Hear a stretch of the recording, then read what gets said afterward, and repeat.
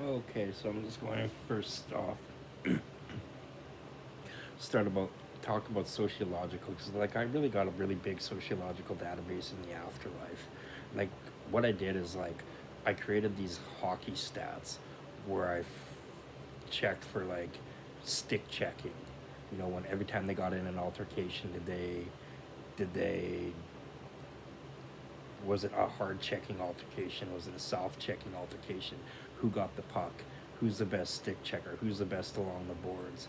Who's the best um, inside passer? Who's the best, you know, outside deker? Who's the best? You know, every skill that there is in hockey, I was counting all the incidences where the skill takes place, and I was measuring for success rate.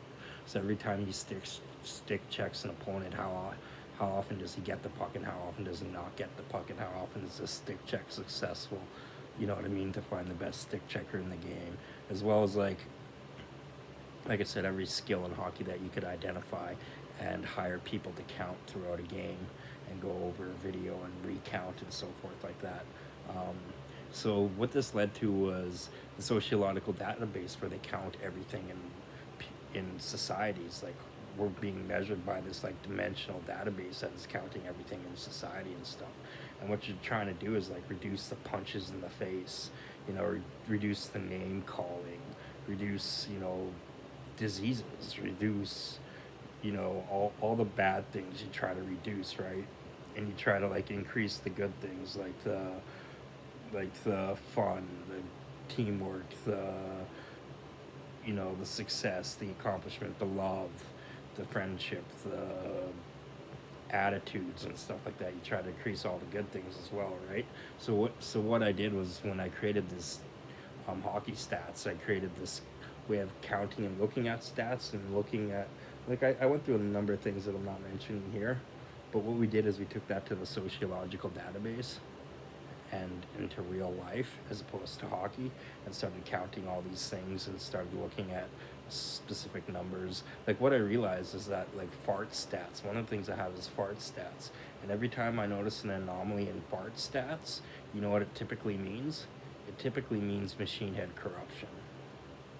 It doesn't typically mean that somebody's farting really bad. And I do have, as on the sociological database, the records for the biggest, baddest fart of all time, the biggest, baddest fart that occurred today, the biggest, baddest fart that occurred today in your region, on your block, in your city, in your state, in your country. You know, I have regional contests for all the stupid stuff like farting and burping and, you know, as well as, you know, school stuff and academic stuff and work stuff and, but, you know, tripping and falling, who had the worst fall, who had the worst accident, you know, all the blooper reels, that's all in the sociological database too. So and like I said, you when you notice anomaly in stats, you know, it starts to show up in other stats too. You know what I mean? You start noticing, especially anomalies, you start noticing, like, especially when there's corruption or something involved. Um, that's usually what I noted, what I've noticed anyway. So the other thing that they have is like they study societies, right? So that's why I study the evolution of everything, like the evolution of our laws, where they came from, where they're going, where this society came from, where it's going. You know, try to look at our societies, multiple societies, right? And try to like study societies in the same way that they study societies, right? Um, One of the main things they have against us is they have a better Bible than us. So basically, they have on this dimensional database, they have all the best and nicest ideas, all the best and nicest things to ever happen in anybody's life. You know what I mean? They have all the good things that have ever happened ever, and they have a collection of all the best and nicest and truest and most sincere, most endearing, and most real life moments that have ever occurred in our entire history, like a personal in our personal life database of all these good things to study from, and we don't really have that. We have to like recreate something like that. What's like the best moments in our lives and stuff, and we don't even get to study somebody else's life truly, right? We have to like hear a story, and you know it's a half lie, right? So it's like, but that's what they have again over us. when you're trying to compete with being better than they are and better more moralistically and stuff than that. They read our minds, right? And they read the minds of their own society, and guess what they use that stuff for? Like arresting criminals, right? They arrest you when you're thinking of crimes, right? They arrest you before you commit crimes, even, and stuff like that, right? So it's like they're light years ahead of us, moralistically as well, and it's weird that I compete with them just because I did simple things like don't hurt people, don't pinch people with your machine head, build a machine head that works, and stuff like that. But anyway, so the main thing is this count.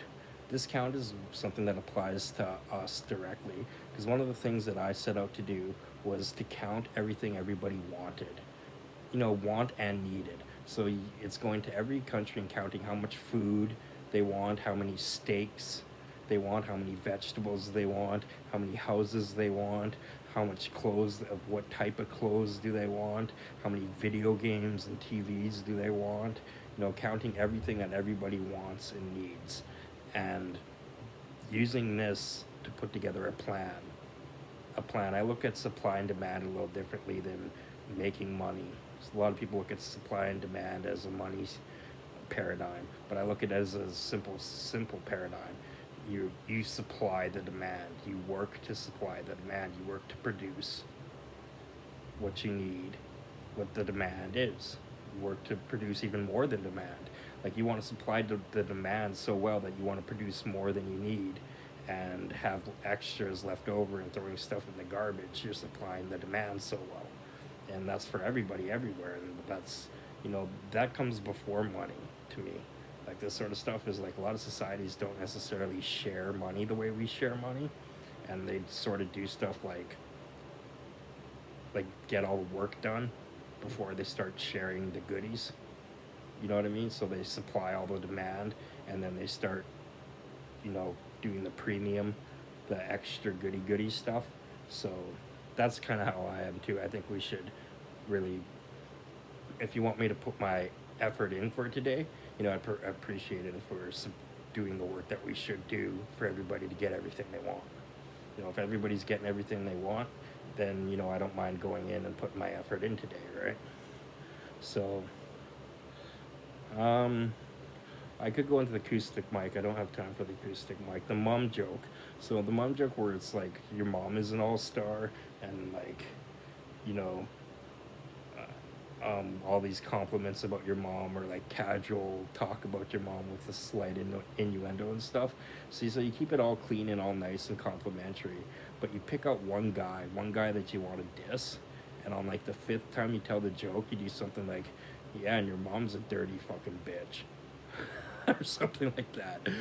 Or they say this hairy asshole doesn't know what side of the fucking whatever came out of the sewer. And it's like, yeah, your mom's a hairy asshole that doesn't know whatever came out of the sewer or whatever, you know what I mean? Like a real fucking diss to somebody's mom. And you pick out this person, this character specifically. Like this is a bling bling diss where he picks out the character specifically and just drops it on him and insults him for real. One of the things I did was augmented reality. Have you ever thought of doing it on a black background? Like trying to black out the whole room and creating like this cinematic atmosphere and then drawing your augmented art on top of a black background? It'd create like a cinematic experience for augmented reality. I did the same thing with a white background, trying to get like Mario colors and Fortnite colors out of like a white background. That's one of the things that is getting those bright colors and the shaders to reflect the light appropriately, or whatever they're doing with the light in Mario and Fortnite isn't like some readily available stuff, I don't think, to be honest with you. But you got to get that skill honed in to get the colors to look bright and nice together. That was one of the things I was doing 10 years ago, was those what turned into Fortnite colors and Mario colors. I was trying to go for Mario colors, but I think Fortnite did the best job. I got a lot of things for video games on here that I could go through, but the main thing was that sparked the video was really that count everything that we need and put together a plan to produce it and overproduce it.